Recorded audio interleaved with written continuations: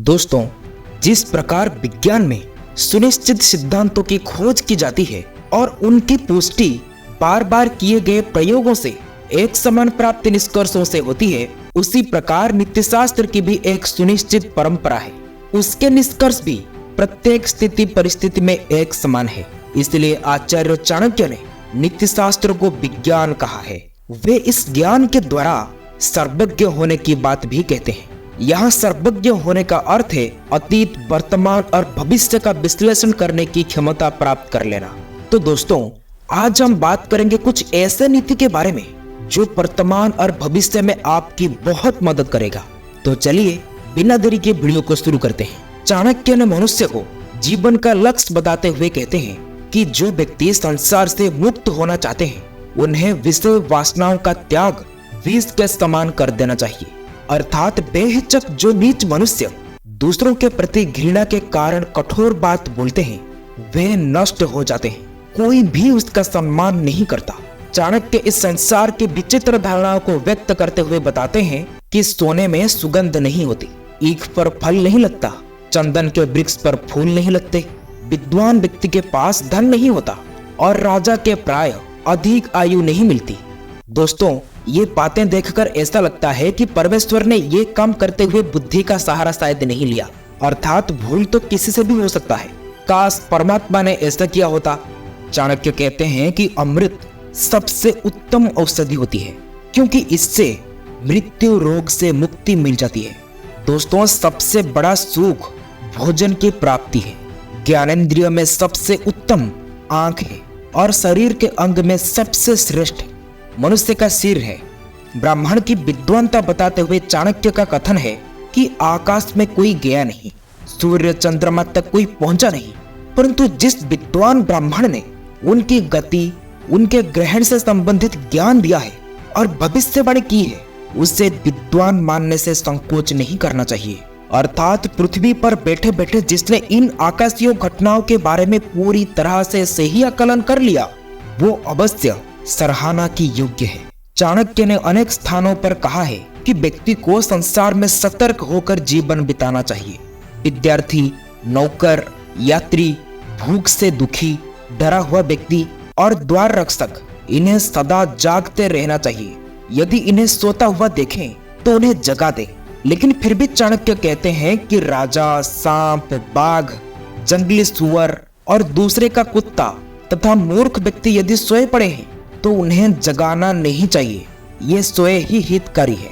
इस अध्याय में आचार्य चाणक्य जी ने ब्राह्मणों के संबंध में कहा है कि उन्हें पतित लोगों से किसी प्रकार की सहायता नहीं लेनी चाहिए क्योंकि ऐसे लोगों के स्वार्थ भी तुच्छ ही होते हैं। समय आने पर उनकी पूर्ति में सहयोग करना और ना करना दोनों ही स्थितियां दुविधा वाली है क्योंकि सहयोग करने पर नैतिकता की हानि होती है तथा ना करने पर कृतज्ञ होने का आभास होता है। आचार्य चाणक्य जी का कहना है कि मनुष्य को अपना वास्तविक स्वभाव नहीं छोड़ना चाहिए।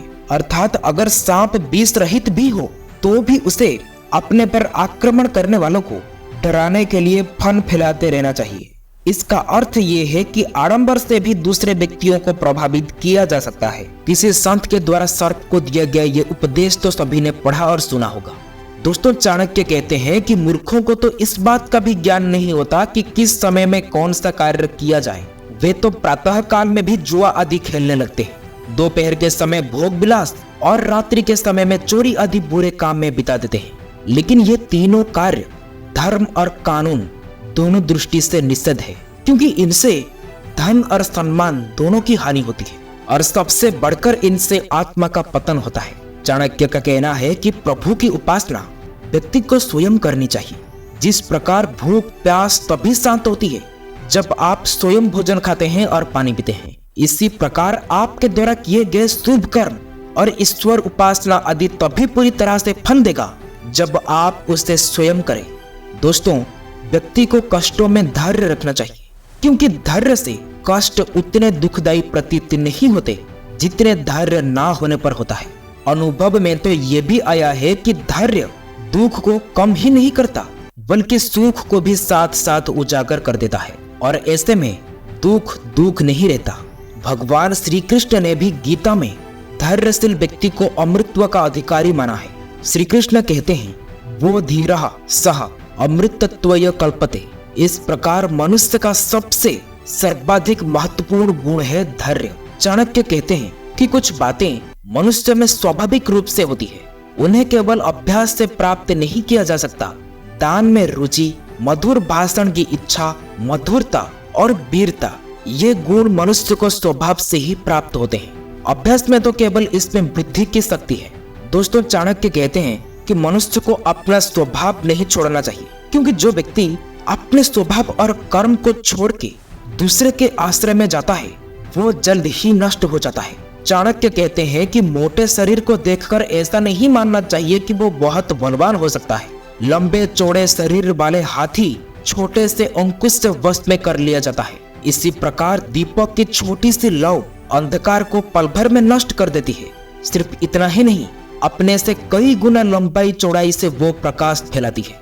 बड़े बड़े पहाड़ों और शिलाओं को भी हाथोड़ी के चोट से तोड़ दिया जा सकता है, जबकि हाथोड़े का आकार भार पहाड़ों और शिलाओं से बहुत कम होता है।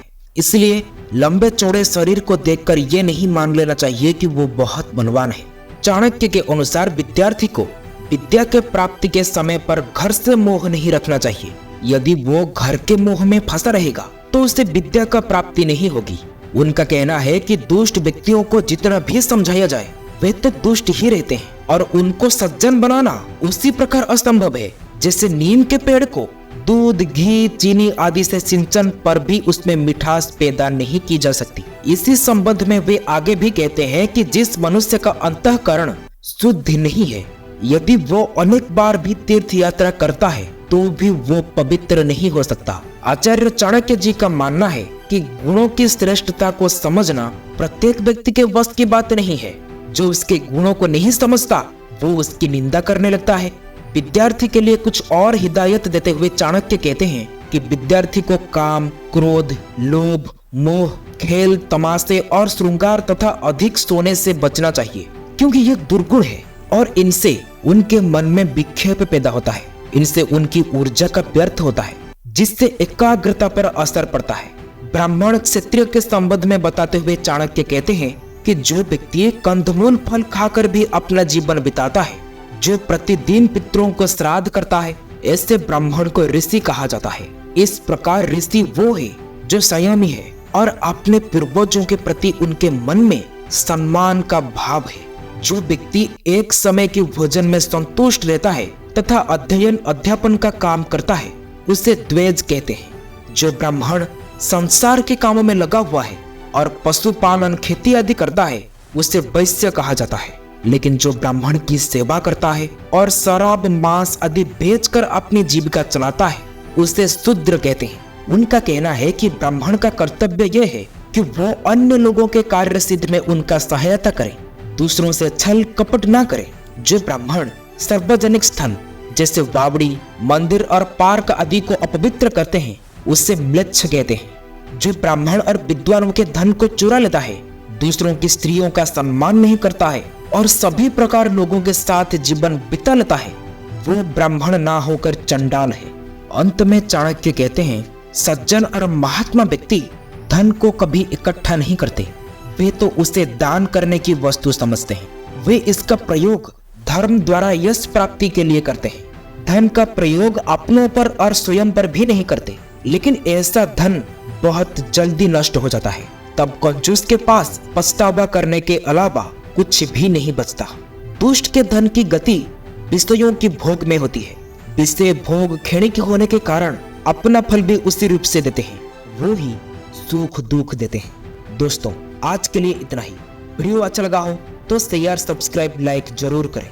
फिर मिलेंगे अगले वीडियो में। तब तक के लिए आप अपना ख्याल रखें।